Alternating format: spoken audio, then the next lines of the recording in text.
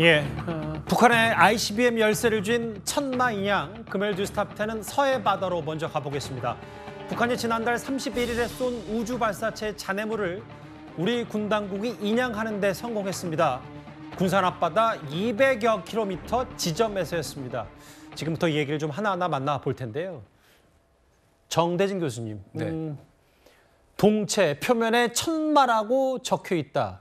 길이 12m 정도로 인양하는 데 일단 우리 군 당국이 성공을 했네요. 네, 그렇습니다. 이게 첫날 그날 아마 뉴스를 보시면 기억날 건데요. 그 인양이 하기 전에 떠 있는 것들 아마 기억을 하실 겁니다. 그때 우리 해군이 리프트라고 해서 부유물을 달아가지고 그때 바로 이제 인양을 좀 하려고 했는데 어쨌든 이게 자체 부력으로 잠깐 떴다가 우리가 리프트 걸어놨지만 그래도 워낙 무게가 있기 때문에 한 70m까지 가라앉았습니다. 이걸 한 보름 정도 지금 작업을 해가지고 이번에 인양을 하게 된 겁니다.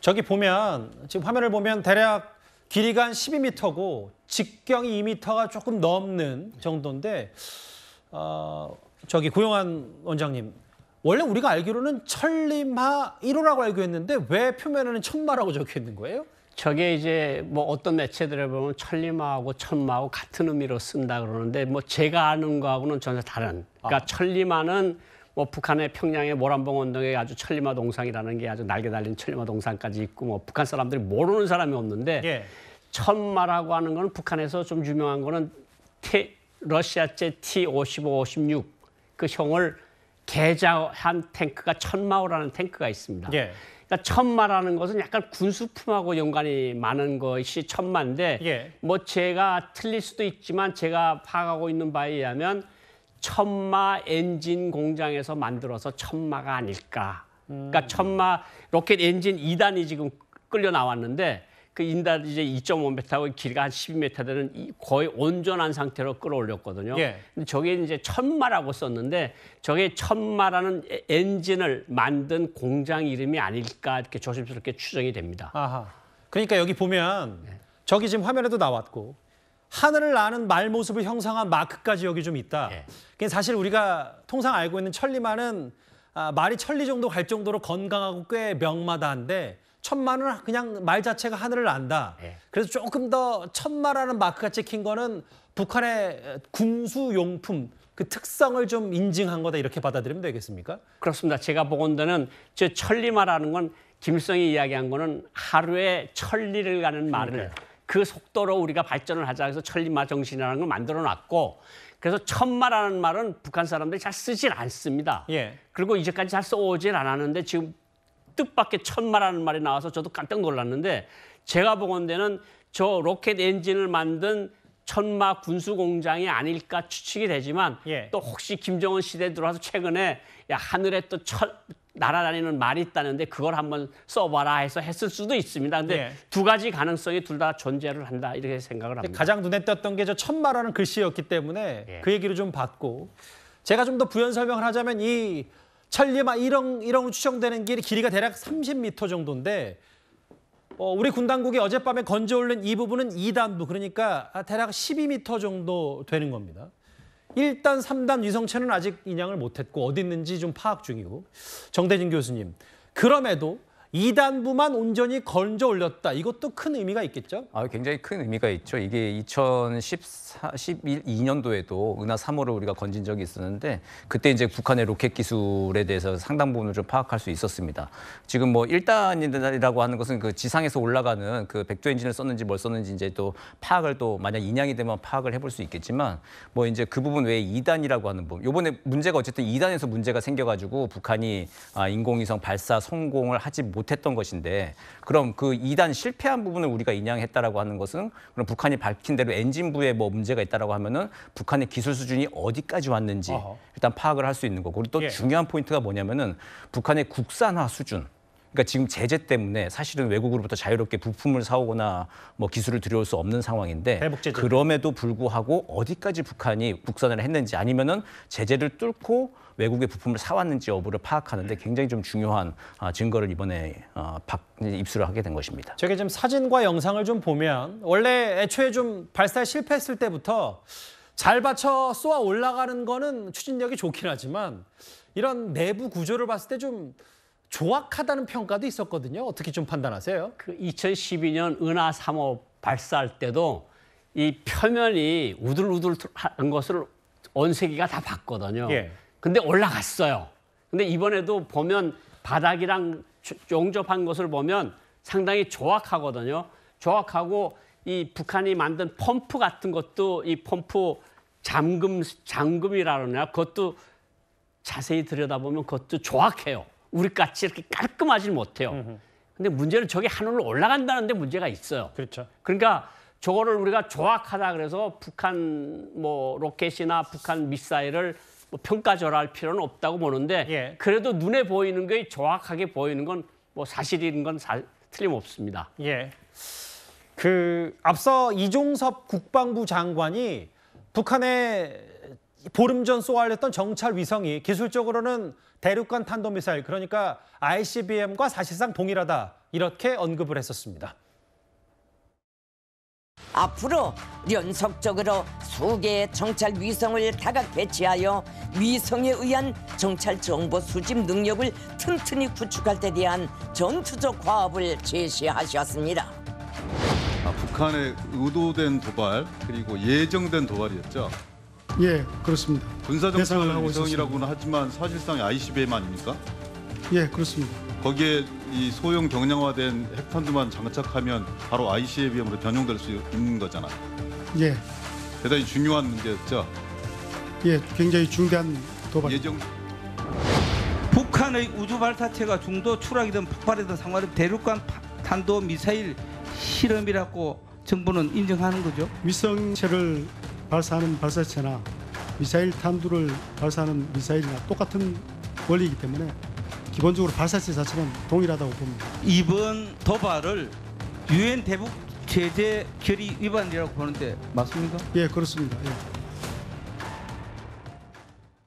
예, 이현정 의원님. 네. 그러면 우리 군 당국이 시급히 먼저 파악해야 될 저 발사체의 핵심은 뭐라고 보십니까? 일단 이제 북한이 우주 발사체라고 주장은 하지만 실질적으로 보면 ICBM과 거의 뭐 기술적으로 동일하고 또 외형적으로 보면 ICBM과 상당히 닮은 점이 있습니다.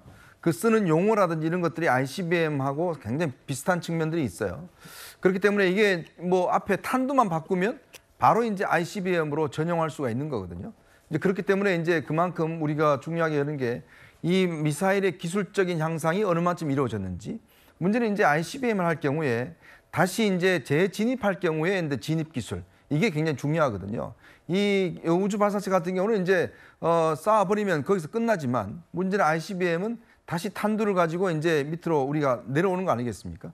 그때 이제 이 재진입 기술, 이게 이제 얼마나 이제 발전했느냐, 이거 이제 파악하는 게 굉장히 중요할 겁니다. 예. 그래서 아마 이제 우리 당국 입장에서 보면 저런 어떤 것들이 아까도 이제 정 교수님 이야기했지만 이게 혹여 외국에 있는 아니면 우리 국내에 있는 뭐 여러 가지 기술적인 면들이 혹시 같지 않을까?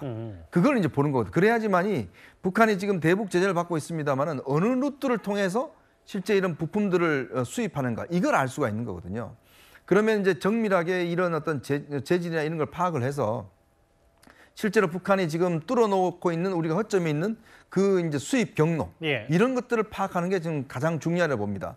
일단 미국과 이제 공동조사를 한다는 거 아니겠습니까? 그렇죠. 그 이유도 미국이 가지고 있는 정보나 이런 것들을 토대로 해서 실제 북한이 지금 다량의 지금 미사일들을 어느 쪽에서 지금 수입하는지, 혹여 우리 대한민국에 있는 기술을 혹시나 가져가고 있는 건 아닌지, 예. 뭐 그다음에 중국이나 러시아에 있는 기술을 사용하는 건 아닌지, 이런 부분들이 좀 파악하는 게 중요하다고 봅니다.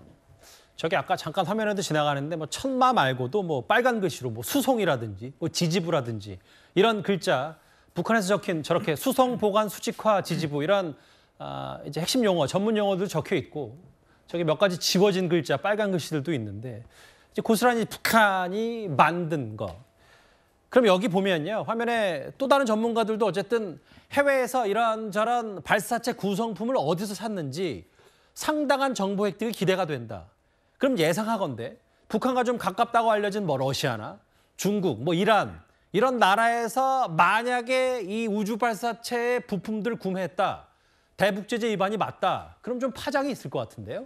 예, 큰 파장이 있는 것이죠. 스스로 이제 대북 제재 찬성에 했던 중국이나 러시아가 그 제재에 그 찬성한 거를 깨고 스스로 또 위법 행위를 했다라고 하는 것, 그게 이제 그 외교 무대에서는 어쨌든 미국을 중심으로 한 유엔 안보리 내에서의 그 서방 국가들 대 그리고 또 중국과 러시아의 진영 싸움, 굉장한 그 여론전이 외교전이 이제 펼쳐질 수 있는 가능성이 있는 것이고요. 예. 이게 저희 같은 뭐 민간인은 잘 알 수 없겠지만 정보 당국들은 이제 파악은 아마 어느 정도 좀 하고 있을 걸로 생각을 하고 있습니다. 그리고 이제 러시아나 중국 당국이 북한 보고 너네 개발해봐라 이제 그러면서 부품을 대주지는 않았겠지만 암묵적으로 묵인하는 경우, 그러니까 뭐 제3의 뭐 단체들이나 뭐 불법을 자행하는 테러리스트 단체들이나 통해 가지고 거래를 묵인하고 용인하면서 이제 북한이 어느 정도 기술력을 발전시키는 것을 묵인하는 경우, 지금 이제 그거 정도를 좀 가정을 해볼 수 있는 것이거든요. 예. 그런 경우에 대해서 거기에 대해서 이제 명확한 그 정황 증거만 있던 것들을 실제 물증을 가지고 이제 중국과 러시아에 대해 얘기할 수 있는 상황이 펼쳐지면은 앞으로 유엔 안보리에서도 굉장히 큰 파장이 있을 것으로 예상됩니다. 고영환 원장님, 사실 북한이 이거 우주 발사체 실패하자마자 곧 쏠 거라고 했는데 우리가 보름 만에 2단부 인양에 성공했으니까 글쎄요, 북한 김정은도 저 인양을 의식하지 않을 수는 없을 것 같은데요. 뭐 저게 이제 굉장히 분노를 불러일으킬 만한 북한 측으로 볼 때는 그런 인양을 우리가 성공을 했는데, 사실 김여정이가 이야기를 했어요. 곧 보게 될 것이다. 우리 정찰위성 곧 쏠 거다. 그런데 저는 담화문을 보면서 어떤 생각을 했는가 하면, 북한이 미사일을 많이 만들어 봤잖아요. 그러니까 동체는 2개를 해서 비슷한 걸 만들어 놨을 수 있는데 문제는 위성이거든요. 그렇죠. 그러니까 북한이 온갖 제재 속에서 그 위성에 필요한 뭐 레이더든가 렌즈든가 모듈이든가 이런 것들을 구해오기가 굉장히 힘들었을 겁니다. 예. 그러니까 저는 지금까지 발사하지 못하는 이것을 보면 위성은 따로 만들지 못한 것이 아니냐, 예비품을. 그러니까 몸통 부분까지는 어떻게 다 해놨는데 네. 머리 부분을 쉽게 지금 북한이 접근하지 못하고 있다. 그래서 머리 부분을 못 만들어서 아직 발사를 못하는 것 같고, 김정은 성정이나 성품으로 봐서는 저것을 충분히 쏴야 되는 거거든요. 그리고 또 한 가지 뭐가 있는가 하면, 북한이 6월 상순에 당중앙위원회 전원회의를 소집한다라고 공고를 내렸는데 예.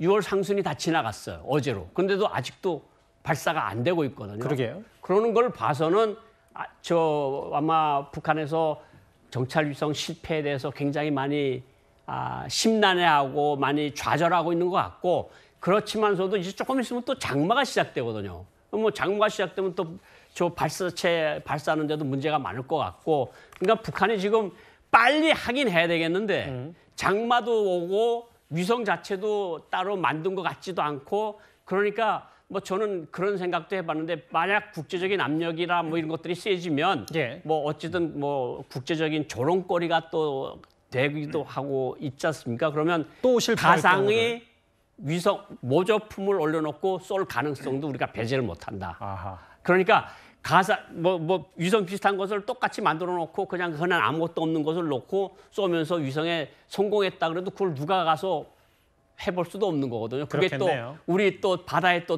다시 떨어진다는 보장도 없는 거고, 그걸 여러 가지로 봐서는 어쨌든 여러 가능성이 있지만 북한이 그 위성을 만드는 데서 어려움을 많이 겪고 있는다. 이건 틀림없어 보입니다. 그 보름 만에 인양에 성공을 했거든요. 그런데 지금 보면 그 와이어까지 추가로 설치하고 인양 장구도 투입하고, 여기가 지금 대략 군산 어청도 앞바다 200여 킬로미터 떨어진 곳이라고 하는데, 여기가 유속이 굉장히 빨라서 우리 군 당국이 인양하는데 꽤 애를 먹었던 모양입니다. 그렇습니다. 이게 이제 우리가 일단은 그 위에 떠 있었기 때문에 빨리 이걸 수거를 했고, 지금 2단은 위치는 파악했습니다만은 이 서해상에서 이제 보면 이게 700m 정도 되는데 뻘이 이제 있어서 이걸 처음에는 이제 와이어로 이제 감으려고 했는데, 예. 문제는 이게 원통형이라서 이게 걸리는 부분이 없잖아요. 그것도 유속이 굉장히 세다고 그럽니다. 그러게요. 그리고 저기가 한 치 앞을 못 내다보는 데라 한 50cm 가시거리가. 그러니까 우리 수중 요원들이 들어가서 이제 그걸 작업을 하는데 앞이 전혀 안 보이니까, 그러다가 이게 좀 빠졌단 말입니다. 예. 처음에 할 때는. 그래서 도저히 안 되겠다 싶어서 이걸 이제 디귿자 형태의 어떤 고리를 만들어 주는 거예요.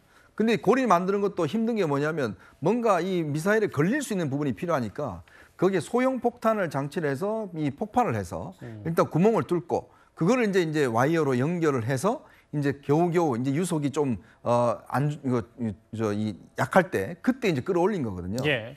또 하나의 이제 우리 군 당국에 지금 경계될 게 경계한 게 뭐냐면 이게 이제 영해상에 있다 보니까 먼저 보는 게 임자입니다.